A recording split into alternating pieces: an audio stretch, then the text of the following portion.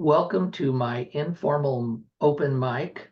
I'm j.lewis, and anyone who wants to join this is welcome to. I know all of the people here this evening from Verse Virtual and Facebook, which delights me no end. And we are each going to read a poem and just do a round robin. After we've read through one poem each, we'll go around and read another. And time permitting, we'll read a third. There are no time limits. So here we go. We're going to start with Margaret Duda. All right. I'll read a poem I've never read aloud before, so this will be a challenge. But it's from my book, of course. I come from immigrants. And the photo on the cover of the woman in the casket is my grandmother. And in addition to stories about my parents and myself in America, I have stories about my Hungarian relatives, whom I actually never met, but heard a lot about. And this one is called Losing Everyone She Loved. She stared out the door at Janusz waiting in the cart to take her youngest son to the train to join her oldest in America. Wrinkles like deep gullies lined her face with age, though she was barely 50. Grasping her rosary, she drew a shawl over her black dress and babushka. István's death in a mill fire in America 6 years ago dressed her in the black she'd wear the rest of her life as a widow. She was slowly losing them all. Eva and Anna, 3 and 1, died coughing in misery in the influenza pandemic of '89, when strong herbs could no longer lower fevers, open throats. They passed, having barely lived. She screamed over and over, pounding her heart as they lowered a single casket holding both girls. She cried until she was pregnant again with Judy, their first son, who eventually joined István on his final trip to the dragon belching flames from its stacks. István made 5 one-year trips to America, leaving her happily pregnant on 4. Mari and Janos followed Judy, the first. Then came Erzsi, followed by András, the last, resembling István, morphing into her favorite. Now he too prepared to leave her to avoid the Romanian draft of young Hungarian men. His wife would follow soon after giving birth. He could give his life for Hungary, but never for Romania, given their region as spoils of war. András approached her carrying a satchel stuffed with clothes, his passport, and the steerage ticket costing $30, bought and sent by Judy. She slipped a black wooden cross with a brass Jesus off the wall and shoved it into his bulging satchel. Promising to return as soon as he could, András wrapped his long arms around her short stature. She held him for a final time. The flu stole her babies. Then Judy joined István and stayed after he died. Mari rejoined her husband in Canada, now András. I'll never see my lambs again, she insisted, reading the future like a Roma fortune teller. András wiped his eyes. Erzsi will care for you. Janos will tend the land. Judy and I will write and send photos and money until we return. She only shook her head as if she had read gypsy tarot cards and saw the Depression, the ravages of World War II, the Iron Curtain, and even her own death. She had to find the strength she had used to raise her children alone. András, Janos shouted from the cart, you will miss the train to your ship. She tried not to let him go, but go he must. He left my grandmother memorizing his image as she said her rosary, soliciting his safekeeping. Wow. Gosh. Thank you.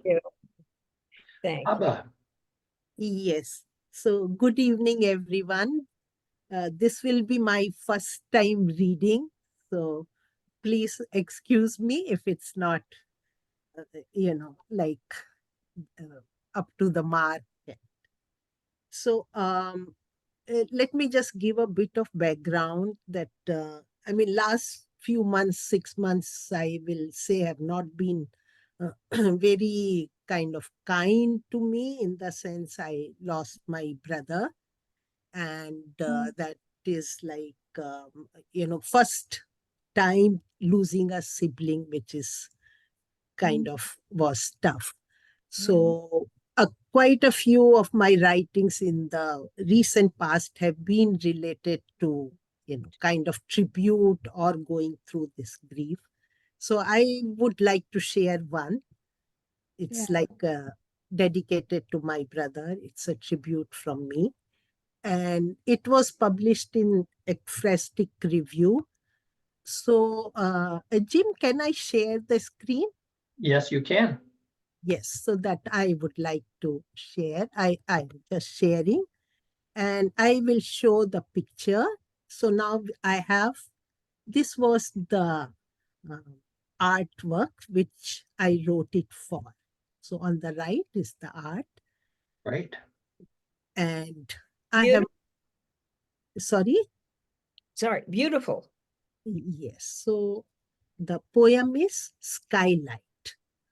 Skylight that let the moon slip by the walls long rusted. The night of white shadows, moon spread over you.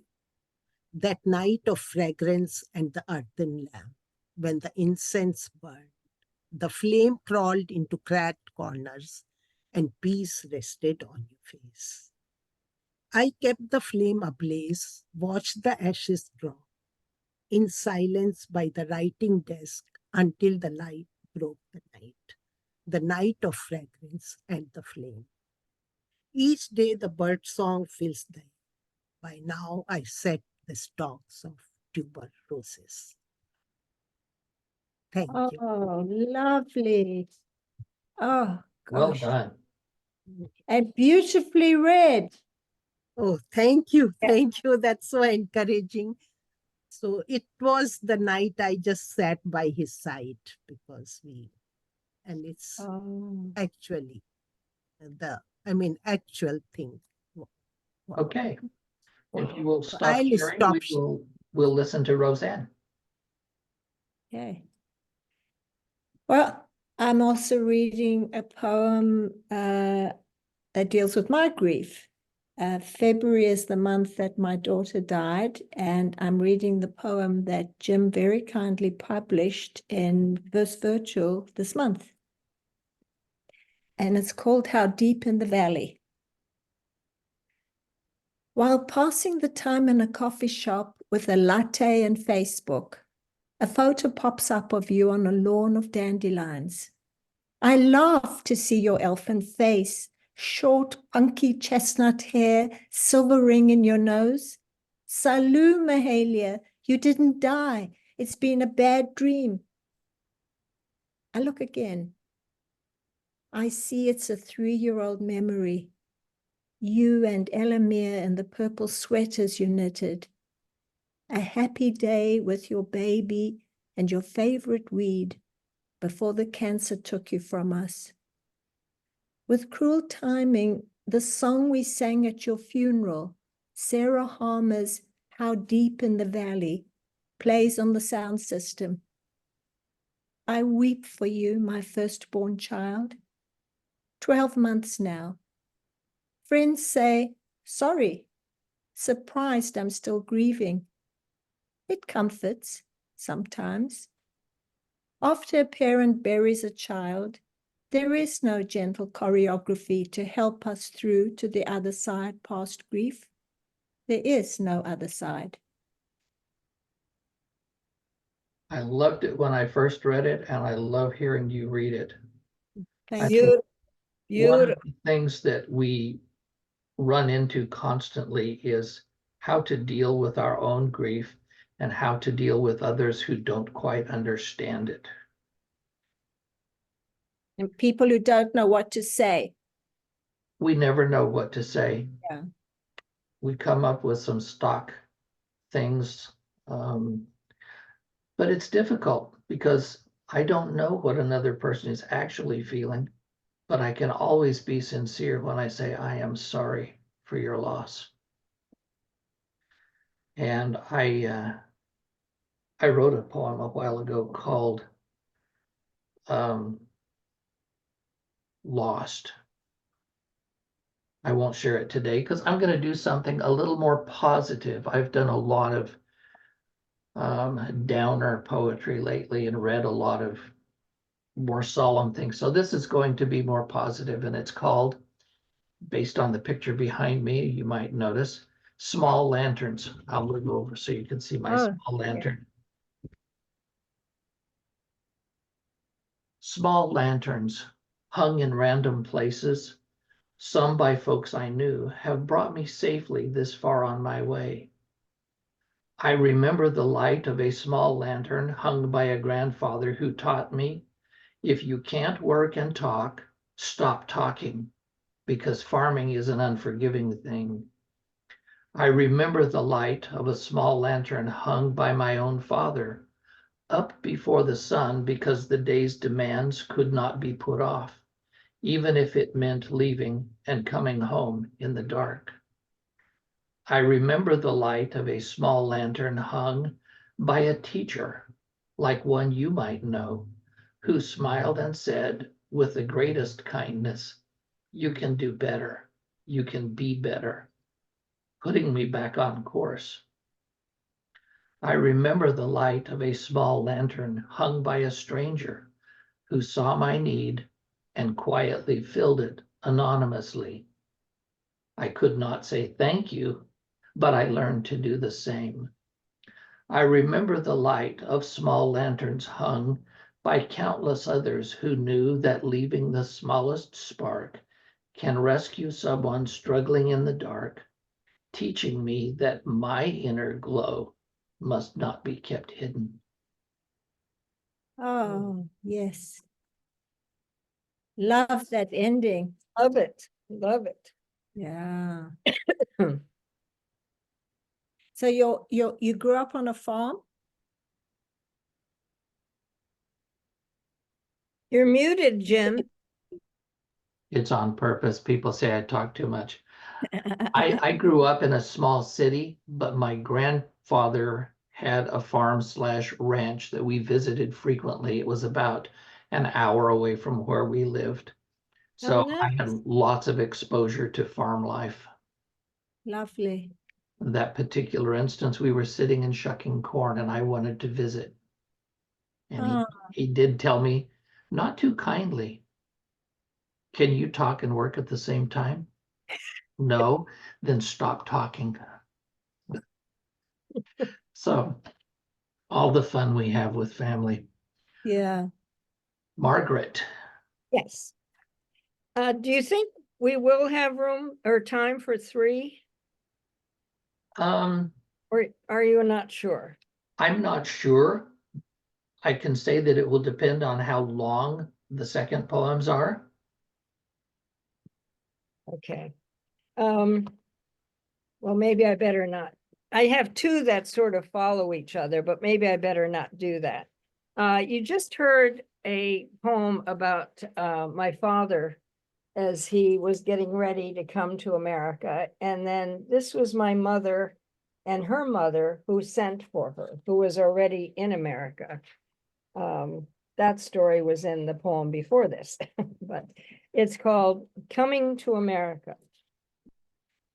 On the Bremen Pier, bustling with noisy immigrants, my mother finds the ticket office and stands in a line for Hungarians, ticket in one hand, heavy satchel in the other, warm shawl around her thin shoulders. Margaret views her new reflection in the large window. Straight dark hair, she cut to just below her earlobes, trying to look American for her waiting mother. Gone the waist-length braid that took years to grow. The shipping clerk shouts, "Next," and she moves to the counter, offering the prepaid ticket sent by her mother. He asks for her sponsor, but none was mentioned in the letter sent with the ticket. Anyone under 18 needs a sponsor. She explains she will turn 18 in a week. You cannot take this ship. Rules are rules. Margaret's shoulders shake with her heavy sobs. The old woman behind her with long white hair braided around her head offers to sponsor her. They both have second-class tickets and can share a cabin. The disgruntled clerk stamps both tickets. On board the huge iron-hulled steamship, they find their room. Margaret takes the upper bunk, giving Mrs. Ola the bottom, marveling at the sink with running water in their cabin. The rumbling engines groan. The horns bellow. The ship leaves the dock, and the prow slices through the Atlantic, heading toward the setting sun. Margaret leads her sponsor outside for a final glance. She hears a violin playing a Hungarian folk tune, sees dancing in steerage. We should be there too. Mrs. Ola chuckles. And within 2 days, Margaret can keep nothing down as winds hurl the ship through tall swells. After 5 days, the winds calm and Mrs. Ola wishes her a happy birthday, offering her a small wrapped box. Inside, Margaret finds a locket on a gold-plated chain. For a photo of your mother who is waiting for you. In the dining room that evening, Margaret wears her gift as waiters singing happy birthday approach her with a cake and 18 lit candles. Others join in. She blows out her candles as a messenger calls her name. She raises her hand and he places a telegram in it. Your mother must have remembered. Margaret asks Mrs. Ola to read the English message. She reads it silently, then leads Margaret outside to 2 deck chairs. She takes her hand. Your mother died last night, child. She was very ill. Margaret screams. First she was left in an orphanage and now abandoned in a strange country. I will be alone again. No, your stepfather will meet you. I must return to Hungary. Mrs. Ola shakes her head. Impossible. The ticket costs too much. But I must. Roseann was the only mother I knew who loved me.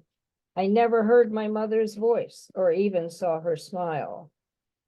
If you want to hear her speak, listen to your own voice. If you want to see her smile, look in the mirror. A woman carried you in her womb for 9 months. You were 1.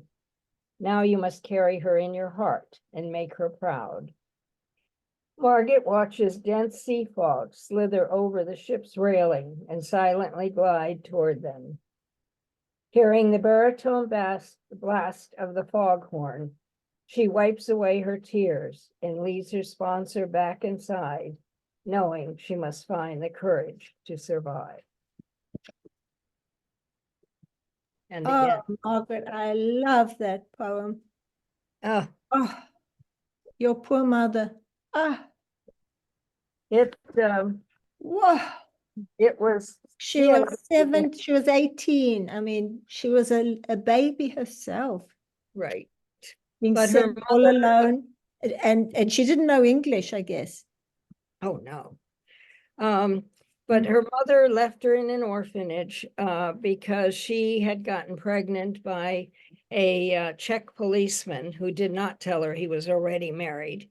And so she left her in a Catholic orphanage where she was fostered by a wonderful family on the Great Plains, which is the story before it. Yeah, thank goodness for that foster family, eh? But they told the nuns that she could not be adopted because her mother would send for her when she could. And so when she was almost 18, she did, never dreaming, I suppose, that she was going to die on the way. But What was wrong with her mother? What did she die from? who knows? Really? I've talked to people who knew her and said only that she was extremely tired. And both my husband and I have hypothyroid conditions, and we both lost a grandmother at 45. So I have a feeling that was it, because there was no cure in those days. Wow, really? Wow. Ah, I mean, that I came, love that poem. Oh, but she never knew either parent. Can you imagine? mm, I mean, I never knew any grandparents, but to not know, a parent. and to not know your mother's voice. Yeah. We frequently lose track of how blessed we are when we start hearing stories of our ancestors, of other people's families. We forget how close to us their history is. Yes. Right. Because now when people say 100 years ago, 100 years ago was 1924, and look what the world was doing then. It's not Well, been my, that long. my No. mother came here in 1923. So most of the poems in my book are over 100 years old. So, because my mother brought, bless her heart, she brought tons of poems with her when she came from tons of photos when she came from The Hungary. photos are old. Photos Yeah. are old. Yeah. Okay. Yeah. I was wondering about the poems. Yeah. having- Poems. Yes. So you meant the poems are 100 years old. Yes. No, the Oh, photos. I mean, the photos. Right. Now Yes. you've done it Oh, too. goodness. Now I've confused everybody. Yeah, we're all getting it's not the lisp. Most of my poems are based on fact. They are stories that my parents told me. Which is lovely to put it down and for your grandchildren. Yes, I have 7 grandchildren, and I just feel that if I am now the oldest left in my generation. And if I don't tell these stories, nobody will. Right. So, Well, Abba, we're ready Yes. to hear you read a second poem. Yes, so it's a short poem, and sometimes I will have something come to me in the dreams. And this is one of those which actually in a dream, what I saw, I have put it down here. I will share the screen because my pronunciation may not be exactly, not proper. You just have a look. So, it's, in a dream, I dreamt of you among the dead with dream for each of us. Breathing jasmine from above the pool, still held high or dropped below. Investigating belief, incarnating faces in unending trail of time and places, of lost smiles and open skies, of closed rooms and dark nights, not from too long ago. Wrapping existence in a single dream, half of yours and half of mine. oh, I like that. Thank you. okay. Thank you. Yes. And Lovely. you read beautifully, beautifully. Yeah, it's Really one of do. my favorites, kind of like, and also because it actually came in the dream, some kind of. So How fun. Well, Rosie, I just have to say, Abba, you read really well. I don't know why you think you don't. I have to say okay. that. Thank you. Thank you. Really, that really will start off my year with more readings then. Yes, yes. Please, please. Okay, well, I wasn't planning to read, so I'm reading the next one that's in Verse Virtual this month. Yes. And it's called Cents. An Australian couple's purchase came to $14.07.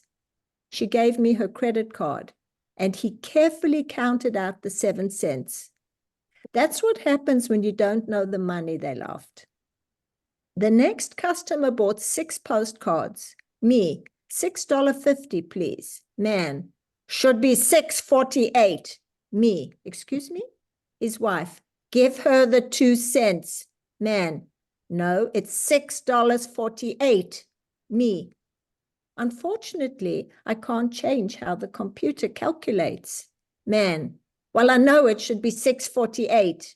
Wife, give her the 2 cents. Man, I know my math. Of course, I could have taken his $6.48, but he was rude. Would you like me to call the manager? Wife, for God's sake, give her the 2 cents. Okay, damn it here. And as he counted out the exact amount in pennies and nickels, he said, at least you're literate. Most Americans are illiterate ignoramuses. I love that poem. That does. I honestly don't know how you dealt with the public for as long as you did. I can't do that. Those kind of people bring out the worst in me. And, you know, sometimes their shoes are pinching them, or they're irritated, or they've been fighting, and then they take it out on the cashier, or they don't know that we're listening to them. You know, we're just part of the furniture. And a lovely piece of furniture you are. Yeah. Thank you. I'm going to share with you a humorous bit of poetry that I wrote a while back, and it was prompted by looking at the descriptions of entrees on a dinner menu. Only this one is called Regret is on the dessert menu. The descriptions are hyped, as always. Nothing actually tastes like heaven or hell or sex on the beach. And who's ever done that anyway? But someone got paid to write this to make you want it, need it badly. Select carefully from the following regrets. You'll have a lifetime to live with your choice. Sweet regret, simmered for decades in memory's tears until every hint of sorrow is reduced to caramel and cream. You will forget you ever wanted things to have been different.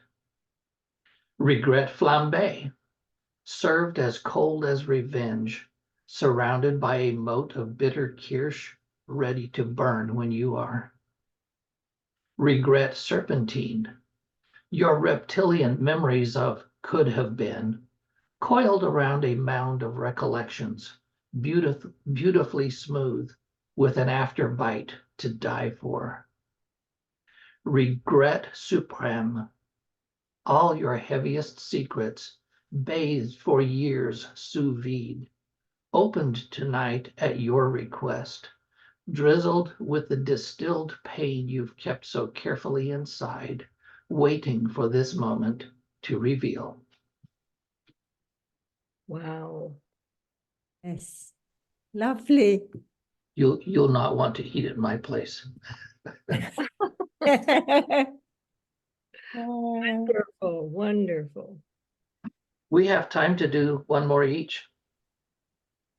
So, Margaret, Okay. Well, maybe I'll go backwards. Do you mind if I go backwards? Not at all. how would we know? Yeah. Yeah. All right. This one is called Fostering to Freedom, 1906. And those were the foster parents that my mother had. For the first 4 months of her life, my mother, the product of a love affair between a Budapest governess and a Czech policeman who never told her he was married, languished in an orphanage until one day, Rosa, dark hair pulled back into a bun, dressed like a simple country woman, set out on her yearly pilgrimage to the large Catholic orphanage after visiting her sister in Budapest. She slipped into a gray-walled room filled with white metal cribs and numerous sleeping children, each protected by a wooden cross hanging above their bed. Rosa and Laszlo had already taken in 2 boys and a girl, all between 2 and 5. That's it. They were theirs now, children she could not conceive, but souls she could foster with love. Clothed in a black habit, an old nun entered the room, smiled at Rosa, then pointed to a 4-month-old, their newest arrival. Rosa insisted Laszlo said they could take no more. The nun informed her the baby, my mother, could only be fostered because my grandmother bore her out of wedlock, then escaped to America, promising to send for the child as soon as she could. Rosa approached the iron crib, with metal bars like a prison. As my mother gazed up at her, then raised her tiny arms as if begging to be released and held. Leaning over the bed, Rosa drew her close. Nestled in her arms, the infant smiled and sighed.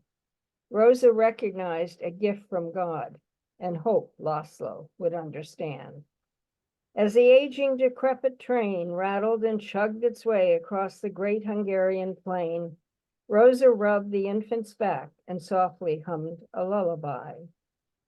In the village, the child became known for her intelligence and loving ways. Rosa prayed her real mother would forget her promise, but 17 years later, a ticket arrived to ship Mama, now called Margaret, to America. Margaret constantly cried, unwilling to leave the only mother she knew. Her heart breaking, Rosa reinforced her fledgling's natural instinct to fly off and fulfill her potential, convincing her that great prospects awaited her as ever generous Rosa shared her gift with future generations. So, what was your mother's name at birth? You said now called Margaret. That wasn't what her mother gave her, named her?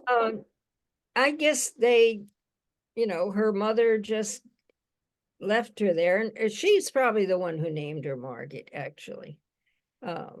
So But you are Margaret and she's Margaret. right.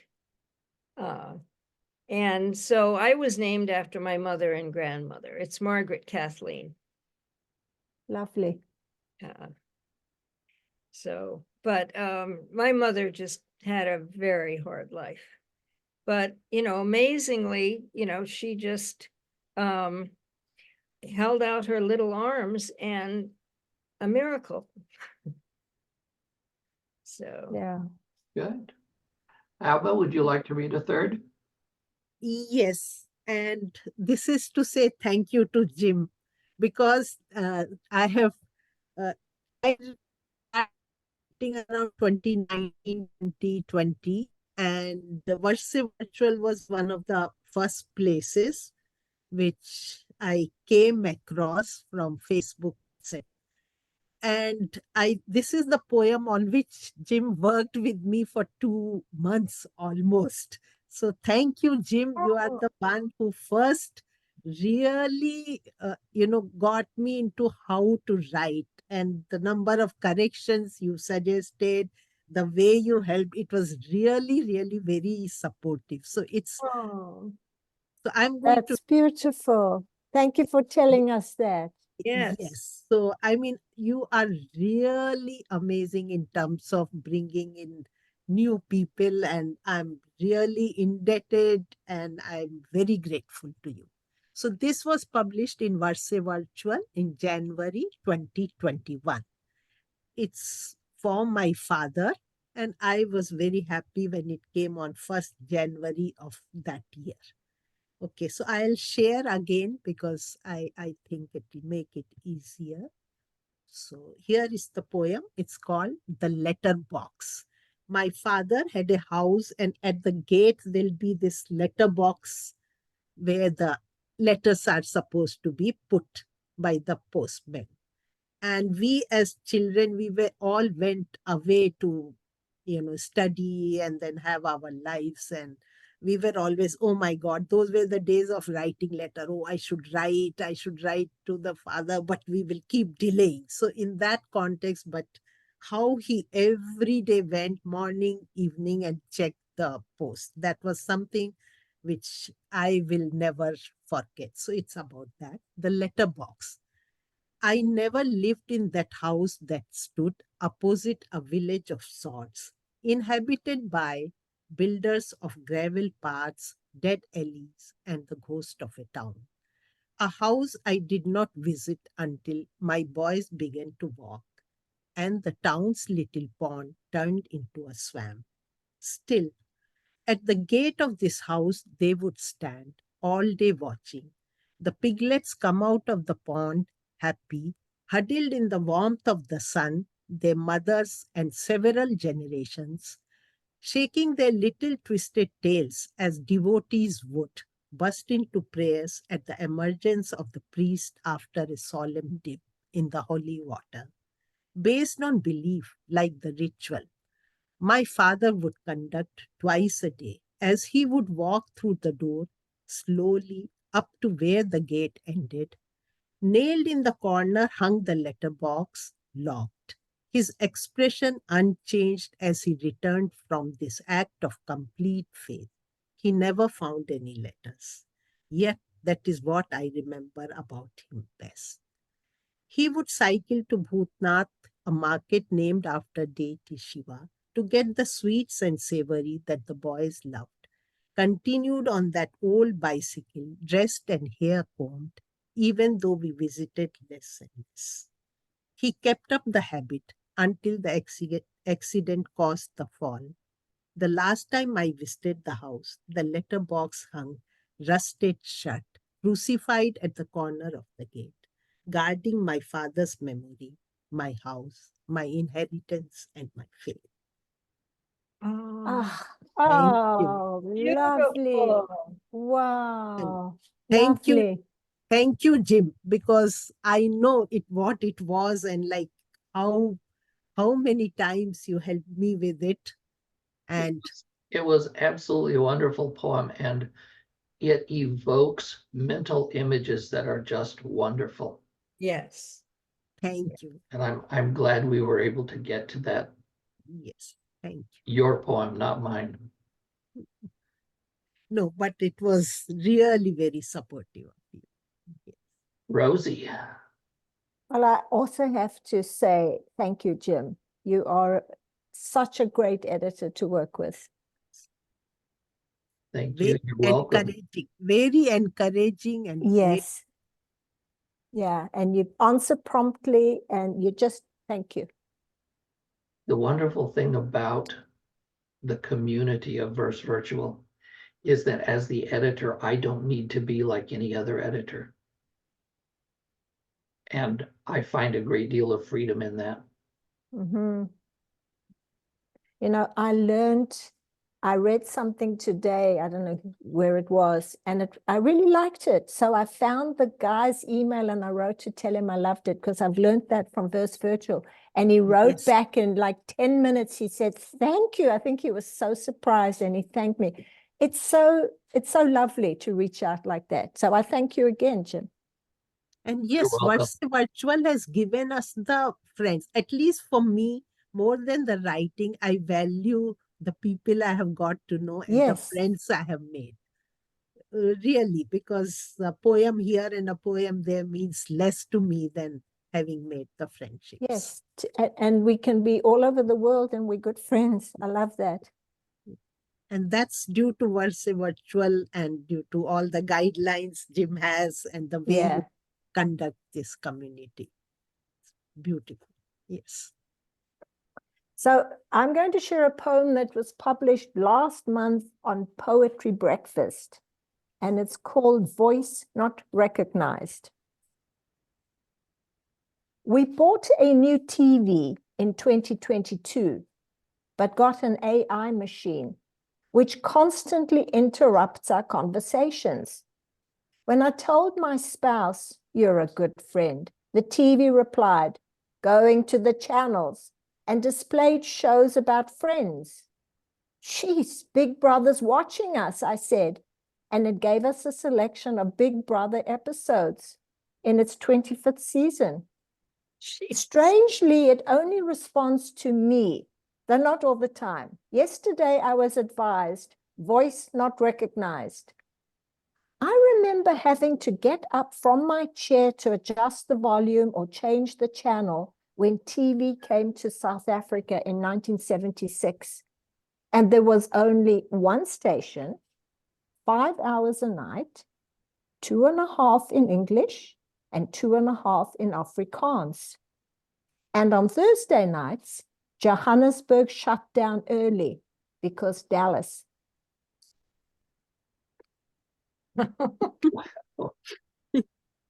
Oh, my goodness, there's so many reasons I don't have an echo or anything like it in my home. Well, now it's responding to my husband's voice. I'm going to share one last poem, and I'm going to do a share screen because in this rare instance, the shape of the poem actually matters. I don't tend to get real enthused about poems shaped like Christmas trees or ducks or other strange things, because for me, the words are the really important thing, not how the words look on a page. And if you close your eyes and listen to it being read, you don't see the shape of the poem.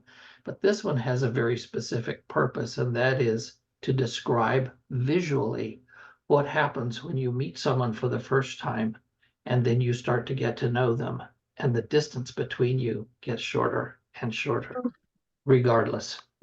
Nice. So let me see if I can bring that up. That's so interesting. Here's what I'm looking for. When suddenly, Kavita, you will love this, or Kavita. When suddenly your name, so foreign at first, flows naturally off my tongue, glides easily into an email, pulls a smile from my frown. When suddenly your photograph, so color splashed it startled, now comforts and delights, feels familiar and warm. When suddenly the distance of continent and ocean becomes a tesseract. When suddenly we are no more strangers. When suddenly. Oh, Oh, lovely. Wow. Yeah. Yeah. to ask, what is a tesseract? That is a term that I first learned from, it's now escaped my mind. Marilyn L'Engle, who wrote A Wrinkle in Time. A wrinkle in A time. wrinkle in time, that's what I was missing. A tesseract is taking 2 points and instead of measuring the distance between them and figuring out how to get there faster, bringing the 2 points together. Oh, That's defined as a tesseract, bringing those points together, which by current physics and so on is not a possibility, but she made it a possibility. Okay, We take care of time and distance at the same time, okay. simultaneously. I'm glad you asked, Margaret. Thank you. Yes. Well, yes. she and I belonged to the Detroit Women Writers when I lived in Michigan, along with Joyce Carol Oates and a lot of other really important Oh, people. I was just the young one who was always pregnant, because I had 4 children in 3 years. But I remember one day, Joyce Carol Oates said, "I've decided not to have any children." And, I just, over lunch, I just sort of blurted out, I didn't realize that was an option. Well, have you written a poem about it was that, not an Margaret? option. Pardon me?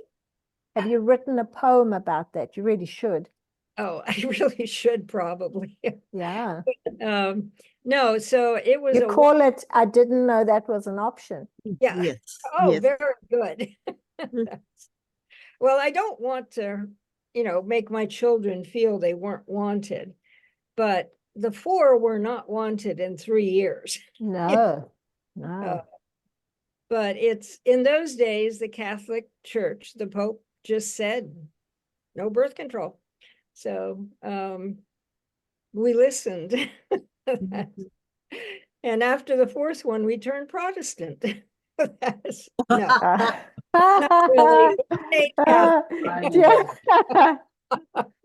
Good one. And I've heard people say no birth control coupled with no self-control gives you what you've got. Exactly. So I'm going to stop the recording at this point.